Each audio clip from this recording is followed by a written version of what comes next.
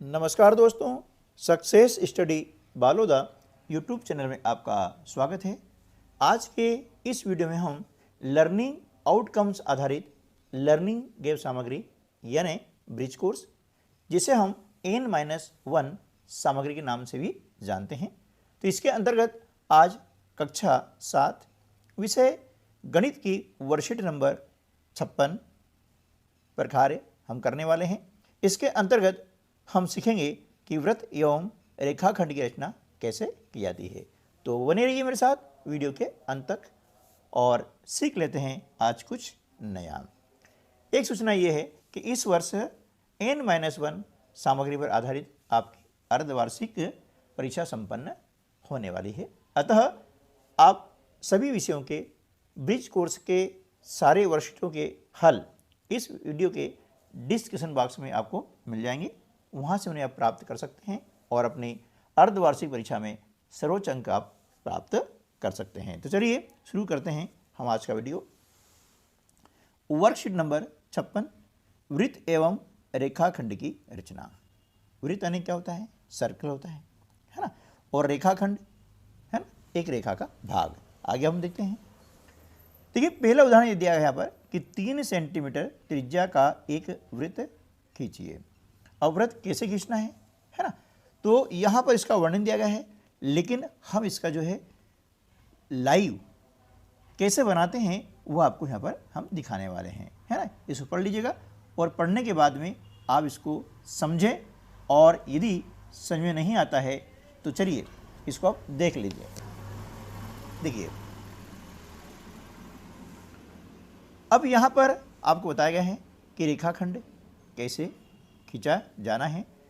अब हम इसका करते हैं प्रैक्टिकल, है ना। पहला प्रश्न है 3.5 सेंटीमीटर त्रिज्या का एक वृत्त खींचिए, है ना। वृत्त यानी सर्कल हो। अब इसके लिए हम क्या करेंगे? देखिए, अभी हमने पढ़ा है ना, अब इसको करके देखते हैं प्रैक्टिकली कि 3.5 सेंटीमीटर त्रिज्या क्या होती है। ये आप स्केल देख रहे हैं, है ना, आपके पास भी इस तरह का स्केल है ना। अब इसमें हम क्या करते हैं, ये देखिए, ये यहाँ पर 0 पॉइंट है ना, यहाँ पर 0 है। कभी भी हम जो स्केल में नापते हैं तो आप देख रहे हैं 0, यहाँ से हम स्टार्ट करते हैं। अब क्या बोला गया है? 3.5, यानी यहाँ से आप देख रहे हैं 1 सेंटीमीटर, ये हो गया 2 सेंटीमीटर, ये 3 सेंटीमीटर, ठीक है ना। अब 0.5 यानी इसके छोटे छोटे खंड हैं, इनको गिनेंगे 1, 2, 3, 4 और 5, यहाँ देख रहे हैं, है ना। तो हम क्या करेंगे? इस प्रकार से स्केल रखेंगे और इस स्केल पर ये 3.5 पर इस प्रकार से निशान लगाएंगे, ये ऐसे नापेंगे, ठीक है ना। ये नाप लिया।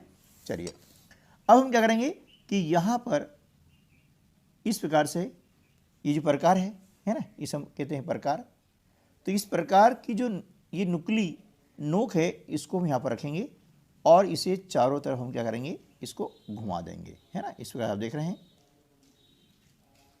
अब यहाँ पर मैंने पेन का उपयोग किया है ताकि आपको वीडियो में अच्छे से दिख सके।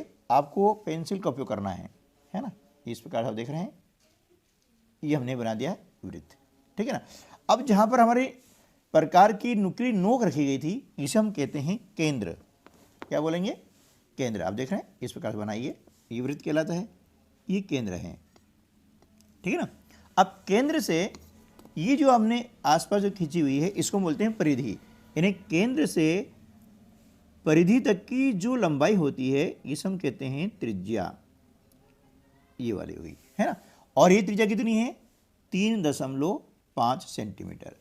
तो यहाँ पर हम लिख देते हैं 3.5 सेंटीमीटर, ठीक है ना। अब इसको नाप के देख लेते हैं, क्या यह सही है? देखिए, इस प्रकार हम नापते हैं तो बराबर जो है 3.5 सेंटीमीटर यहाँ पर आ रही है, ठीक है ना। चलिए, अब अगला प्रश्न कर लेते हैं। एक वृत्त खींचिए और बिंदु A, B एवं C इस प्रकार अंकित कीजिए कि A वृत्त पर स्थित हो, B वृत्त के अभ्यंतर में स्थित हो। अभ्यंतर यानी क्या होता है, अभी हम समझते हैं। C वृत्त के बहिर्भाग में स्थित हो। ऐसे आपको जो है 3 बिंदु अंकित करने हैं। अब वृत्त कितने त्रिज्या खींचना है ये हमको बताया नहीं गया है, सिर्फ बोला गया है एक वृत्त खींचिए, ठीक है ना। तो अब ऐसी स्थिति में क्या करेंगे कि हम ये जो त्रिज्या है वह कितनी भी ले सकते हैं, है ना। यहाँ पर इसकी माप हमको नहीं बताई गई है, इसलिए हमने बिना मापे इस प्रकार से ले ली त्रिज्या, ये त्रिज्या कहलाती है ना। अब इसको क्या करेंगे, यहाँ पर रखेंगे और इसे चारों तरफ इस प्रकार से हम क्या करते हैं, घुमा देते हैं ऐसा, ठीक है ना। इसको हम क्या करेंगे, चारों तरफ इस प्रकार से घुमा देते हैं, ठीक है। ये इस प्रकार से हो गया। अब ये जो है आपका हो गया वृत्त, ये कहलाता है वृत्त का केंद्र यानी सेंटर, ठीक है। अब क्या बोला गया है कि बिंदु ए, बी एवं सी इस प्रकार अंकित कीजिए कि ए वृत्त पर स्थित हो। ये जो परिधि आपको दिख रही है ना, ये कहलाता है वृत्त। तो ए बिंदु कहाँ होना चाहिए, वृत्त पे होना चाहिए। तो ये हमने लिखा, ये बिंदु बनाया और इसका नाम दिया ए, ठीक है। अगला दिया है बी वृत्त के अभ्यंतर में स्थित हो। अभ्यंतर का मतलब होता है इसके अंदर, है ना, इसके अंदर बी बिंदु कहीं भी हो सकता है, ठीक है ना। ये बी बिंदु आपको दिया हुआ है, ये अभ्यंतर में, ये कहीं भी हो सकता है। तीसरा है सी वृत्त के बहिर्भाग में स्थित हो, यानी इससे बाहर। सी जो है ये बहिर्भाग में यहाँ पर आ गया है इस प्रकार से, ठीक है ना। तो ये जो आपको दिख रही है परिधि, इस परिधि के बाहर का हिस्सा कहलाता है बहिर्भाग यानी एक्सटीरियर, और इसके अंदर का जो भाग होता है वह कहलाता है इंटीरियर यानी अभ्यंतर, ठीक है। चलिए अगला प्रश्न है,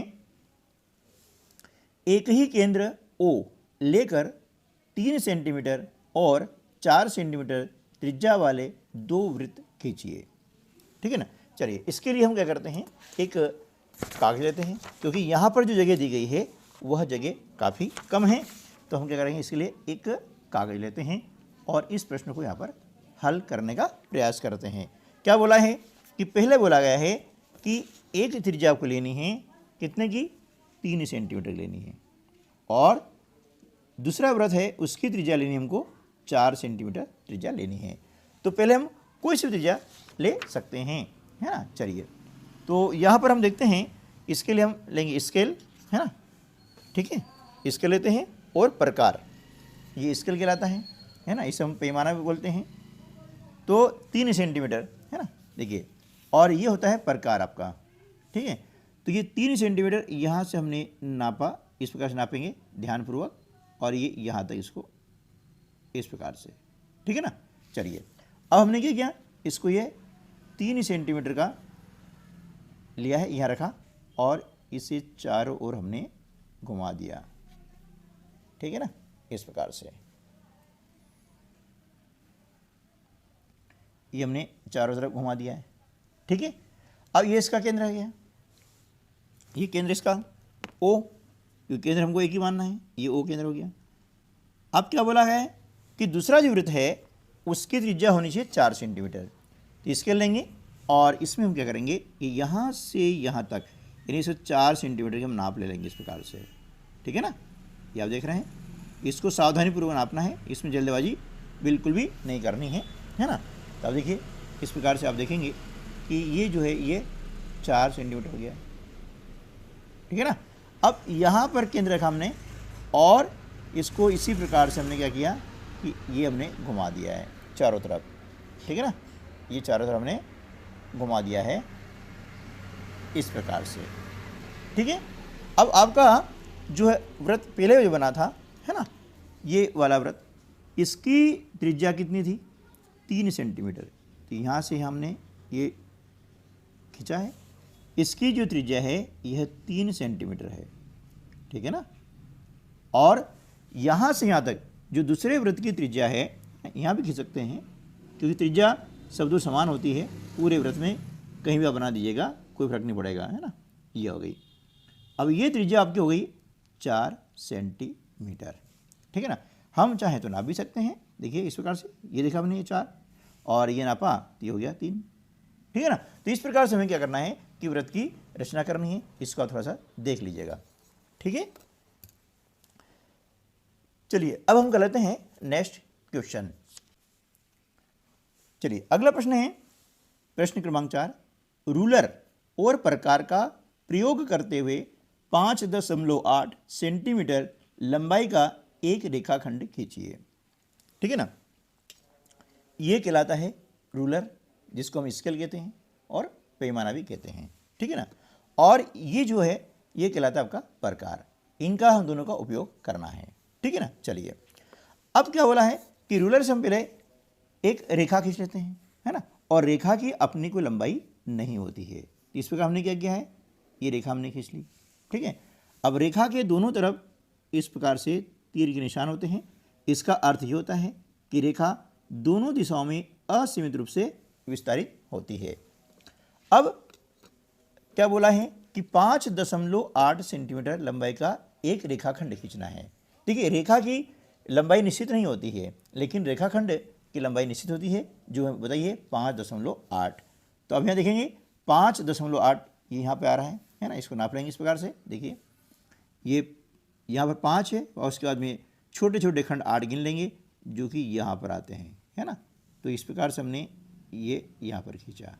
ठीक है ना, ये हो गया। अब 5.8 यानी इसमें क्या करेंगे, इस रेखा पर ये प्रकार की जो नुकीली नोक है वो रखेंगे और इसको इस प्रकार से हम काट देंगे, है ना। और यहाँ हमने ये इस प्रकार से फिर से काट देंगे इधर, ताकि आपको जो है निशान सही बन जाएगा, ये वाला। ठीक है ना, ये हो गया है। अब ये कहलाएगा रेखाखंड। अब इसका नाम हम ए बी दे देते हैं, है ना। क्या नाम देंगे अपन, ए बी नाम दे देते हैं। ये क्या होगा, रेखाखंड, ये वाला। ठीक है, अब इसको नाप के हम चेक कर लेंगे कि क्या वास्तव में हमने 5.8 सेंटीमीटर का रेखाखंड खींच लिया है। तो देखिए, जी हाँ, ये बिल्कुल ये 5.8 सेंटीमीटर का हमारा रेखाखंड आ गया है। इस प्रकार से हमें खींचना होता है। ठीक है ना, चलिए नेक्स्ट क्वेश्चन है 7.8 सेंटीमीटर लंबाई का एक रेखाखंड ए बी खींचिए, है ना। अब यहाँ देखिए रेखाखंड की लंबाई आपको दी गई है और इसमें से रेखाखंड ए सी काटना है जिसकी लंबाई 4.6 सेंटीमीटर हो और बी सी को मापिए। ठीक है, कोई दिक्कत नहीं है। तो यहाँ पर सबसे पहले हम क्या करेंगे कि 7.8 सेंटीमीटर का हम खींचेंगे रेखाखंड।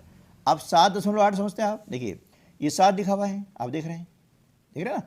अब इसके बाद छोटे छोटे 8 खंड, 1 2 3 4 5 6 7 और ये 8, है ना, यहाँ पर आ जाएगा, ये है।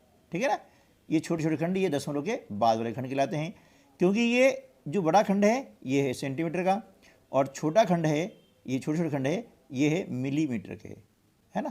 तो 1 सेंटीमीटर में 10 मिलीमीटर होते हैं। ठीक, चलिए तो 7.8 इस प्रकार से हमने यहाँ खींचा एक रेखाखंड। सबसे पहले इस प्रकार से हम बिंदु लगाते हैं ताकि रेखाखंड हमारा छोटा बड़ा न हो, ये इस प्रकार से। और अब दोनों बिंदुओं को हम क्या करते हैं, इस प्रकार से हमको मिला देते हैं। ठीक है ना। अब इसका नाम दिया हुआ है ए बी, तो हमने भी यहाँ लिख दिया ए बी। ठीक है, ये हो गया 7.8 का, यहाँ से यहाँ तक। अभी हम नाप लिखते नहीं है, ये लिखने बाद लिखेंगे ना। चलिए इसमें से ए सी काटना है जिसकी लंबाई कितनी हो, 4.6 सेंटीमीटर हो। ठीक है ना।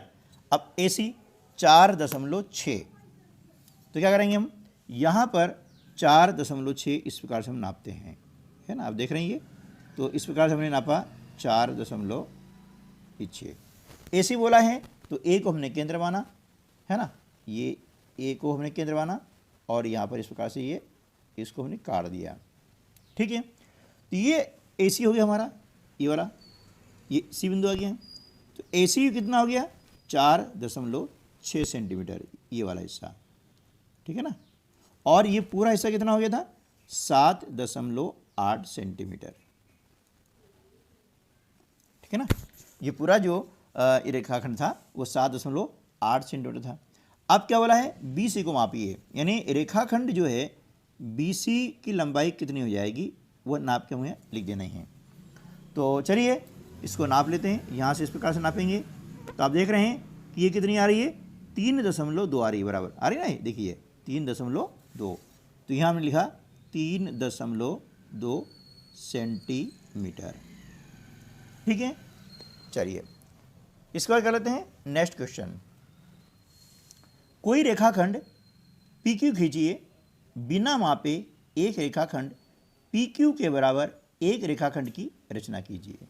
ठीक है, यहाँ पर रेखाखंड का कोई माप नहीं दिया गया है, इसलिए हम अपनी इच्छा अनुसार, है ना, बिना मापे एक रेखाखंड खींच लेते हैं। चलिए, ये हमने क्या किया, एक रेखाखंड यहाँ पर खींच लिया।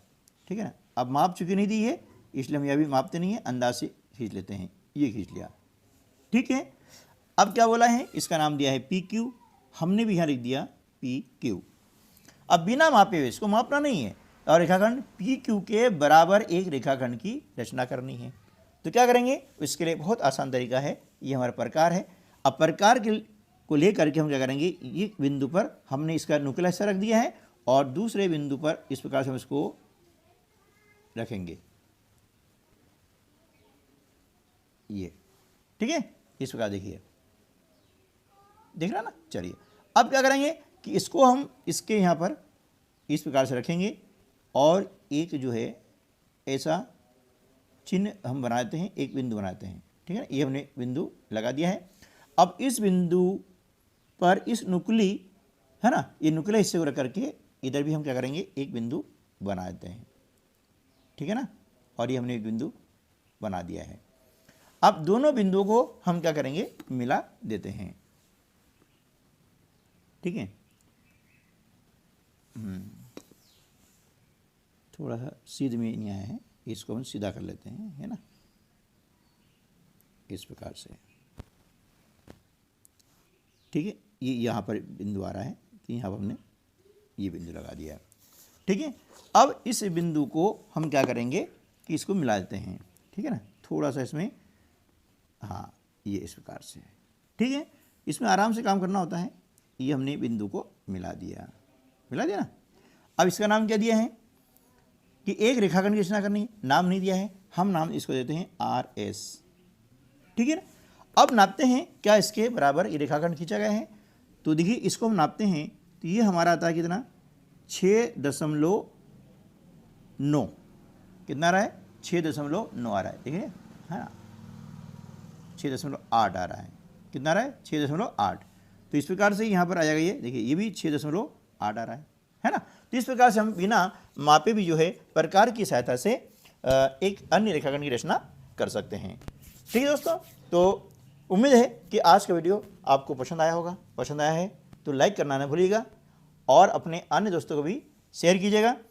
और चैनल पर यदि आप पहली बार आ रहे हैं तो उसे सब्सक्राइब करना ना भूलें, क्योंकि ऐसे ही हेल्पफुल वीडियो मैं हमेशा अपलोड करते रहता हूं, जो कि आपके लिए लाभदायक रहता है। तो मिलते हैं अगले वीडियो में, तब तक के लिए नमस्कार, जय हिंद।